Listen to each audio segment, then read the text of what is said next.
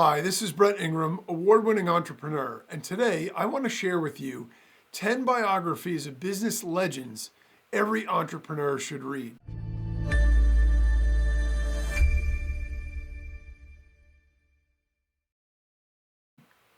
So I'm a big believer in studying the greats. It doesn't matter what walk of life when we're in or sort of what we espouse to become or be great at. But all of us want to find some sort of meaning, some sort of value, and some sort of success in whatever it is that we're focused on doing. So what better way to do that than study people who have done it before us, maybe better than we have or at the level we'd like to figure out what it is that they did, figure out how they thought, how they approached everything, and ultimately try to glean as many secrets of success as we possibly can. You know, when I was a kid, one of the things I really got into was bodybuilding, weightlifting. And back in the day, obviously, there were no, web searches. You couldn't go on the internet or ask Google or use your cell phone or any of that stuff. None of it existed. So when I was trying to figure out how to get bigger and how to get stronger and how to maximize my workouts, because I was willing to put in the work, but if I was going to do the work, I also wanted to make sure I was going to get the best results out of putting that in that I possibly could. So one of the things that I did is I went out and I bought it was called the Bodybuilding Encyclopedia. And what it had was the weight training routines, the fitness and health and dietary tips and sleep and lifestyle habits of all at that time the Mr. Olympias. At the time, there had only been seven different Mr. Olympias, because Arnold had won it a bunch of times. A few other guys won it multiple times. So at the time, there were 7 or 8 total. And I got that book and I went through it. And basically what I did was I read what each of them did, and some of the stuff I really liked and it resonated with me, and some of the stuff I didn't. I said, well, I'm not really going to do that, or I'm not going to follow that routine. That seems a little excessive or not what I want. And understand, I wasn't trying to become a competitive bodybuilder, certainly not our Mr. Olympia. Mr. Olympia, by the way, is the highest title of any bodybuilding competition in the world. You have to win another major title or be the defending champ to even get invited to it. So you have to win an invite to even get to the Olympia. And then obviously all of those people are incredibly fit, and they pick one winner among it. And so that's what Arnold Schwarzenegger is best known as, is that's where he got his start. Yes, he got into movies and then was the governor and all these other things after, but it all started with his bodybuilding career. And the point of it is that I went through this, and these are all people that are at the very top of their craft. They're people that have reached the mountaintop. There is no higher accolade. So while I didn't aspire to do the same thing, I knew they would know a lot about how to get bigger and stronger. So one of the things I did was I went through each of their routines and I pulled out stuff from each one of them that I liked, and I put it together in my own routine. So I was learning from people who had done it before me and done it at the highest level possible, but I also wasn't just taking that and trying to copycat it. Some of it didn't fit me. Some of it didn't align with my goals. So what I did was I took that, I reworked it, and I made my own routine from it. And then I still, as I started working out and got into my routine, I made adjustments. I went back to it. I said, you know what? I'm happy about this, but I don't really like the way my shoulders are developing or whatever. So I went back over it and I looked at the shoulder routines again. And I think the point that I'm getting at here is not whether or not you want to become a bodybuilder. The point that I'm getting at here is that it's a great methodology for trying to become successful in anything that we're trying to do. Find people who are doing it at the highest level, look at the way they've done it, and don't just take what they're doing and try to copy it, but take the elements of it that resonate with us and incorporate those into our own routine. And I really believe that that's a fantastic way to shortcut the path to success and achievement in any field. Why try to create it all from scratch and learn it all on our own the hard way when other people have already gone through the bumps and bruises and have already created shortcuts and answers to the test? So that's basically the way that I see it. And so I put together a list of 10 business moguls, if you will, business legends, It's by far not an exhaustive list. I've left some very influential and great people off this list. And not everybody on the list do we have to like, or do we have to believe in them personally or anything like that. It's just a matter of separating whatever kind of emotion that we might have and looking at what they did from a business perspective and deciding what pieces of it we could take. So again, I may do another episode at another time with more, because this isn't by any means an exhaustive list. But these 10 people were so influential in what they did that it's valuable to be able to learn from what they did and try to take lessons from their stories that we can incorporate to become more successful ourselves. I believe that studying the biographies of successful entrepreneurs can give us valuable insights into their journey, their mindset, and their strategies. And any of that stuff that we can take and use for ourselves are fantastic. So here are some of the biographies that I think are really regarded. And these are also, by the way, specific books, just to make it real concrete, by specific authors. You may find different biographies or different books about the same person, but these are the people that we want to study their lives. The first one is Shoe Dog, and that is basically by Phil Knight. So he is, of course, the founder or co-founder of Nike, and it's a memoir. It's a memoir that offers a candid account of the challenges and the triumphs that he faced while building, obviously, one of the world's most iconic brands. There's also been a very famous recent movie that's come out about that called Air. And it's the story about how Nike signed Michael Jordan and how it changed the entire trajectory of the company. That is also absolutely worth watching in addition to reading the book. Because again, we may not be in a consumer goods or a sort of a brand or an image related field, but it doesn't matter. There's still a lot of lessons to take from that. Some of the standards and some of the ideas and ideals that Phil Knight instilled in the company from early on were things I think that were really valuable and things that we could take ourselves, even if we're not in consumer products or fashion. The second one is Elon Musk, Tesla, SpaceX, and the Quest for a Fantastic Future by Ashley Vance. Now, Elon Musk is obviously a very polarizing figure. People love him, people hate him, people respect him, people don't respect him, whatever. But there isn't any denying the fact that he's obviously built a couple of empires and he's set incredibly lofty goals. And people sometimes, at times, have laughed at him or whatever. But in some regards, he's done some really great things. He's made some major mistakes as well. But we can learn equally from the mistakes as we can from the successes. And that gives us an in-depth look at the life and ambitions of him from his early entrepreneurial ventures to being part of SpaceX and Tesla and everything else. And I think, again, sort of learning the origin story of some entrepreneurs is as valuable as learning the story of what they did after they were sort of already running a huge enterprise or a successful business. The next one is Steve Jobs by Walter Isaacson. Obviously, everybody knows that Steve Jobs is the founder of Apple. And his biography offers a comprehensive portrait of this visionary co-founder and showcases his creativity, his leadership style, and that relentless pursuit of excellence to a point that some people almost thought it was tyrannical. And, this sort of, mad, genius, crazy person dichotomy we see a lot in very successful entrepreneurs that achieve things that people thought weren't possible, because it requires a belief that goes beyond what a normal person would be able to conceive or believe is possible. And that in and of itself is a fantastic thing and a really fascinating thing to study, because it really shows us how some people think and how that ultimately can impact the ideas that we set forward and the goals that we set to try out and achieve. And so I think that is, Steve Jobs obviously is a legendary figure in the entrepreneurship circles.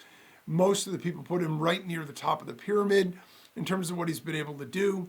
And despite the fact that there have been some negative stories here and there as well, there's obviously a lot that we can learn from him and the way that he sort of went about his business.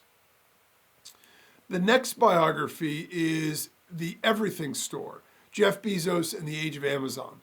This book is by Brad Stone. And again, the Jeff Bezos story is obviously fascinating because Amazon's become the world's largest retailer. And when it started off, it was basically Barnes & Noble online.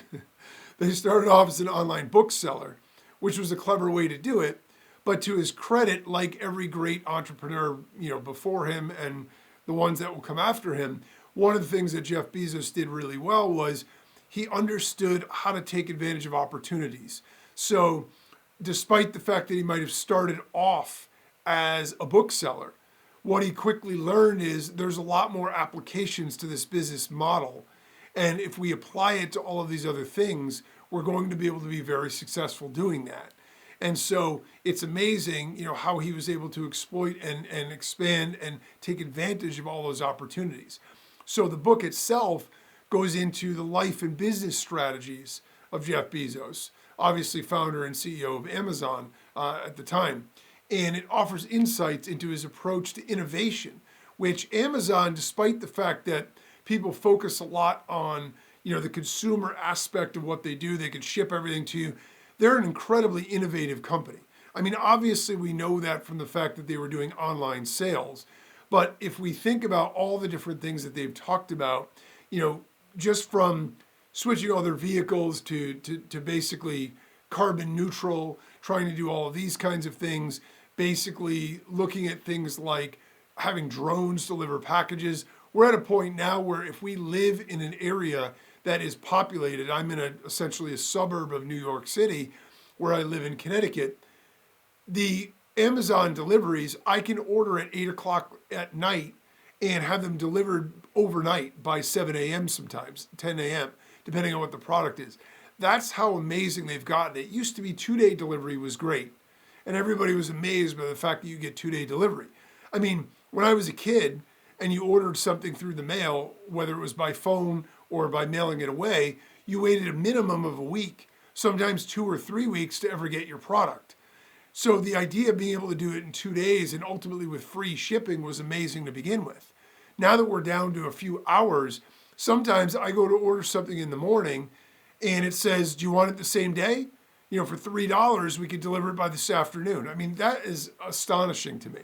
It really, really is. So innovation is something that he's really, really excellent at, well known for. Customer obsession and long-term thinking. And again, somewhat of a polarizing figure. You may like him or you may dislike him based on the issues with the unions and the way they treat workers and things like that. But on one level or another, there are some things that they've done that are absolutely fascinating and worth the study. And we can discard the stuff that we don't like or disagree with. The next biography has a very funny title, is Losing My Virginity, How I Survived, Had Fun, and Made a Fortune Doing Business My Way, which is a biography, of course, about Richard Branson. And it's Richard Branson, the founder of Virgin, his autobiography that he wrote himself, and it provides a lively account of his entrepreneurial journey. Now, he's another person that has very, controversial views and really thought outside the box. And so the value in studying lots of entrepreneurs that are sort of break, fix, or break, reinvent entrepreneurs is it gets us out of the mold of thinking about what is currently possible. So again, whether or not our goal is actually to change the world, or we just want to build a successful company, there's value in understanding the renegade mentality of the way those people think, because it gets us to expand our own thinking, and it gets us to look at things in different ways, and we may find opportunities we never thought existed. So he founded Virgin Records and built the Virgin Group empire, obviously with the airline and everything else, across various industries. But a fascinating figure. He actually bought an island. Now you can travel to, if you have a lot of money, you can go to this private island where he hangs out and have dinner with him, and he has a private chef on the island, and there are no rules or set activities that you can do. Anything you want to do, any food you want, they will send helicopters and planes to go get it. They will buy it, they will bring it, they will cook it. It's it's all in one, all inclusive, anything and everything that you want. It's a pretty fascinating thing. I think it's called Necker Island. They actually did a documentary about it. The documentary isn't so great, but the idea of it, if you're somebody who just loves to be spoiled and do things that are off the map, it's truly fascinating regardless. The next biography is Pour Your Heart Into It, How Starbucks Built a Company One Cup at a Time by Howard Schultz. Now, it's important to recognize that, again, whether we like Starbucks, dislike Starbucks, a lot of these, epic and gigantic companies have come under fire in the news in recent years for various issues. They're easy targets because they're big. Again, I'm not defending them. Whether you like them, whether you dislike them, it doesn't really matter. The point is, if we learn about their origin story and we learn about the things they did and the decisions they made, we could take the stuff we like, we could discard the stuff that we don't, and we could build our own company based on our own values, but we can still shortcut some of the methods and pathways to success.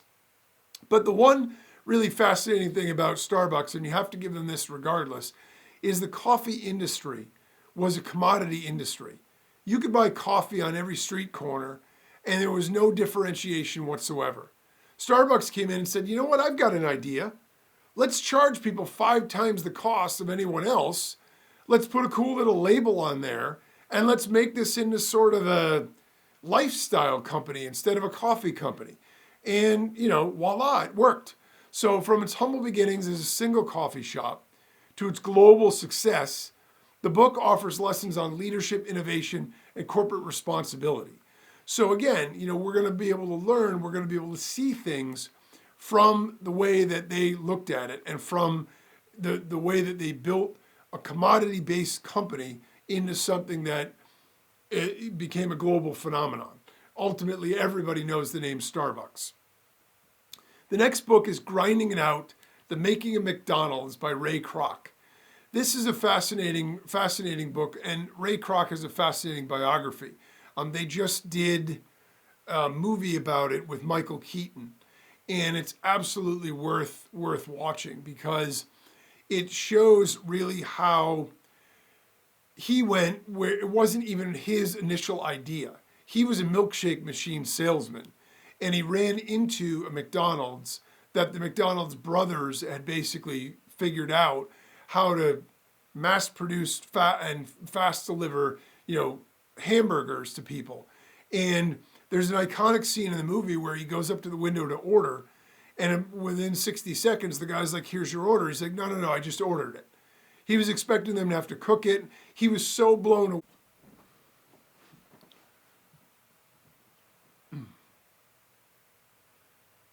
The next biography is Grinding It Out, The Making of McDonald's by Ray Kroc. In this particular book, the McDonald's story is fascinating because obviously the founder is really the McDonald's brothers, but Ray Kroc ultimately buys it out from them. And there's actually a great movie that stars Michael Keaton about this very story as well that's totally worth a watch, and it's called The Founder. And it's basically the idea that, Ray Kroc was a milkshake machine salesman, and he got to this one burger shop, he ordered a burger, and it was ready so fast he was blown away. Because typically, you'd order the burger, then they put it on the grill, then they cooked it, so you never got your order till minutes later. He was so blown away by that, he asked to see their operations, eventually went into business with them, and then, depending on which story you believe, it looks like he sort of forced them out a little bit because he had his own ideas about the way that we run things, or he should run things. And so, again, he might be a figure you like or you dislike, but the fact of the matter is, he built an absolute empire with McDonald's. And it's fascinating to see where he got the idea from and then the steps that he took to make it all succeed and work. So in this, he shares a story of how he transformed a small hamburger restaurant into the global fast food giant McDonald's. And it offers insights into perseverance. There were a lot of bumps and obstacles along the way. Franchising. So this is a fantastic view in terms of how to build a franchise from the ground up, and business expansion, how you choose locations, where you go, one place to another. The next biography is Titan, The Life of John D. Rockefeller, Sr., by Ron Chernow. So this wasn't written by Rockefeller himself, obviously, but Rockefeller, if you say that name, literally everybody who was ever born in the United States knows who that is, because it's essentially one of the families that helped build the country into what it is today. And again, there's some polarization elements to him and his family and their business practices. Some people would, look up to that, and some people think that he was a tyrant. But the fact is, the biography offers a detailed account of the life and business practices of the legendary oil magnate. So he made his fortune, obviously, in oil, and it showcases strategic vision, but also his ruthlessness and his philanthropy. So he's a very complicated person because he did a tremendous amount of philanthropic things, but also had some really ruthless qualities about him. And I think, in some cases, that tends to be a recurring theme, that entrepreneurs that achieve things that go above and beyond aren't always going to make friends with every person that they meet. It's just the nature of it if they're trying to do something at that level and they're trying to do something that's never been done before. The next book or biography is Losing Money, Making Money, Stories of a Serial Entrepreneur by Tetsuya Honda. So this book offers a collection of stories from Honda's own entrepreneurial journey. And what's fascinating about this is, obviously, there were a lot of failures along the way. And so the idea that you get to learn from somebody who's achieved such a tremendous amount of success, but you get to learn as much about their failures and the things that didn't work, really help understand the process of shaping an entrepreneur into their greatest expression of themselves, if you will. So sharing valuable lessons learned from the failures and successes in various industries. So it spans across multiple industries. The next particular book I actually love the title of. I think it's brilliant, and I think it's absolutely true. It's The Harder You Work, the Luckier You Get, an entrepreneur's memoir by Joe Ricketts. So Joe Ricketts is the founder of TD Ameritrade, the giant online trading company. So they basically do stocks, bonds, all that other kind of stuff. And it shares his experience as an entrepreneur and an investor. And it offers practical advice on building a successful business and navigating challenges. You can see that we're looking at lots of different industries and lots of different people across this spectrum. It just occurred to me that every single one of these entrepreneurs happen to be male. I obviously have to do one with the greatest female entrepreneurs as well. But the fact of the matter is, these biographies all show the ability for someone who came from various different kinds of beginnings and built empires in one fashion or another. And so these biographies provide valuable insights into the lives and careers of successful entrepreneurs, and it offers us inspiration, lessons, and guidance for others embarking on our entrepreneurial journeys. At the same time, it also will shed a light on things that maybe we don't want to do and values we don't espouse, so we can make those determinations for ourselves in advance. The takeaway here is that we can all learn from people who have accomplished amazing things in our field. Regardless of how we feel about them personally, we can study their path and understand how and why they made the decisions they made that led them to their success. We can take what we want from that and use it as our own, so we're still beating our own path, but now we're doing it with some proven strategies and shortcuts.